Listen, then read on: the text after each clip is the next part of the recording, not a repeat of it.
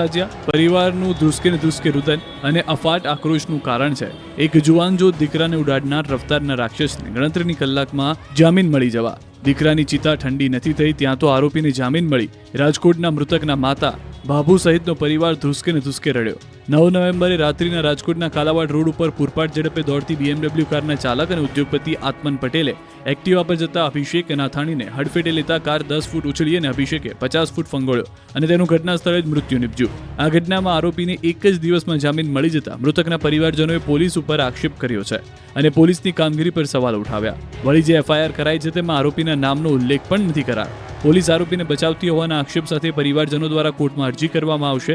સાથે જ પોલીસ અને સરકાર સમક્ષ ન્યાયની માંગણી કરી હતી. મૃતક યુવાનના પરિવારે આરોપીને ફાંસીની સજા મળે તે માટે રાજ્યના ગૃહમંત્રી હર્ષ સંઘવી અને પોલીસ વિભાગ સમક્ષ માંગ કરી છે.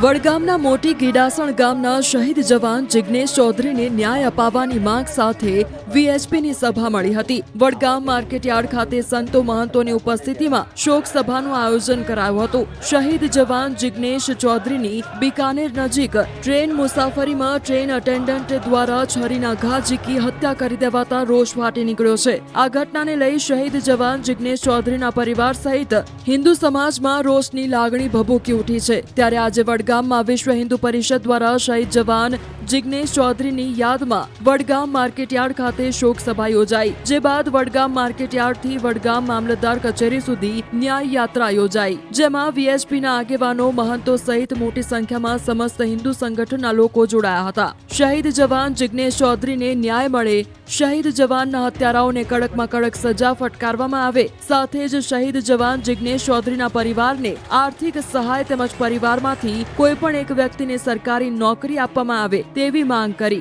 ન્યાય યાત્રા યોજી વડગામ મામલતદારને આવેદન પાઠવ્યું. ગુજરાત યુનિવર્સિટીમાં rifle shooting range Gujarat rifle એસોસિએશને સોંપવાના નિર્ણયના વિરોધમાં NSUIના કાર્યકર્તાઓ દ્વારા ઉગ્ર આંદોલન કરવામાં આવ્યું. કુલપતિ નિર્જા ગુપ્તા ઓફિસમાં હાજર ન હોવાથી NSUIએ રામધૂન બોલાવી.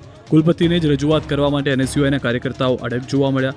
અડધો કલાકનો સમય કુલપતિને આપવામાં આવ્યો, પરંતુ કુલપતિ ગુજરાત યુનિવર્સિટીમાં હાજર ન થતા NSUIના કાર્યકર્તાઓ કુલપતિના ઘરે પહોંચી ગયા. કુલપતિ નિર્જા ગુપ્તાના બંગલા પાસે સિક્યુરિટી કેબિન પર ચડીને ઉગ્ર વિરોધ નોંધાવ્યો. કુલપતિ રાજીનામું આપે તેવા નારા પણ NSUIના કાર્યકર્તાઓએ લગાવ્યા. NSUIનો આક્ષેપ છે કે આ નિર્ણય માત્ર સિન્ડિકેટ સભ્ય આશીષ અમીનને ફાયદો પહોંચાડવા માટે લેવામાં આવ્યો છે. આ સાથે જ આશીષ અમીનનું સિન્ડિકેટ સભ્ય પદ પરથી રાજીનામું લેવામાં આવે તેવી માંગ છે, જેના પગલે પોલીસે ઘટના સ્થળે પહોંચી ગાર્ડની કેબિન પર ચડીને NSUIના કાર્યકર્તાઓને નીચે ઉતાર્યા. તે બાદ પણ ગેટ પાસે બેસી વિરોધ દર્શાવતા પોલીસ દ્વારા NSUIના કાર્યકર્તાઓની ટીંગાટોળી કરી અટકાયત કરવામાં આવી.